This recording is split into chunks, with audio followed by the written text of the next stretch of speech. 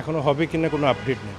তো তো সুতরাং যেহেতু এখনো কোনো আপডেট আমরা জানি না, আপডেট নেই। সেক্ষেত্রে আমি কোনো ভারতীয় মন্তব্য ক্রিকেট করতে দলের পারবো না। বাংলাদেশ সফর নিয়ে যে কোনো প্রশ্নের এই একটাই উত্তর। অথচ সবকিছু ঠিক থাকলে ২০২৪ ও ২৫ সালে ২ দফা স্থগিত হওয়া সিরিজটি অনুষ্ঠিত হওয়ার কথা এই সেপ্টেম্বরেই। কিন্তু দিনকে দিন শঙ্কা আরও জোরালো হচ্ছে।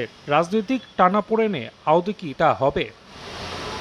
এখন পর্যন্ত বাংলাদেশে আসার অনুমতি মিলেনি ভারতীয় ক্রিকেট দলের। দেশটির গণমাধ্যম ইন্ডিয়া টুডের বরাত দিয়ে বিসিসিআইয়ের একটি সূত্র জানায়, এই সফর নিয়ে কোনো সিদ্ধান্ত এখন তাদের হাতে নেই। পেতে হবে সরকারের গ্রিন সিগন্যাল। এর জন্য শীঘ্রই সরকারের দ্বারস্থ হবে বোর্ড। এদিকে বিসিবিও যেন গোলক ধাঁধায়। সিরিজ আয়োজনে নেই কোনো অগ্রগতির খবর। বোর্ড পরিচালক মিনহাজুল আবিদিন নান্নুও দেখাতে পারলেন না আশার আলো। যা কিছু বলার আছে পরে বলা যাবে। এটা যেহেতু আপডেট নাই, এই ব্যাপারে কোনো মন্তব্য করাটা ঠিক হবে না। এটা আমি বলতে পারবো না।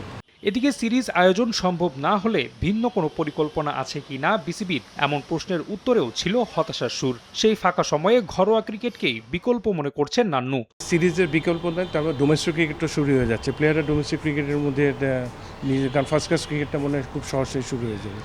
তো সুতরাং ওখানেই কনসেন্ট্রেশন হবে। বাংলাদেশ সফরে ৩টি করে ওয়ানডে ও টি-20 খেলার কথা ভারতের। তবে রাজনৈতিক টানাপোড়েনে দুই দেশের ক্রিকেটীয় সম্পর্কের কবে নাগাদ উন্নতি হবে সেটাই এখন বড় প্রশ্ন।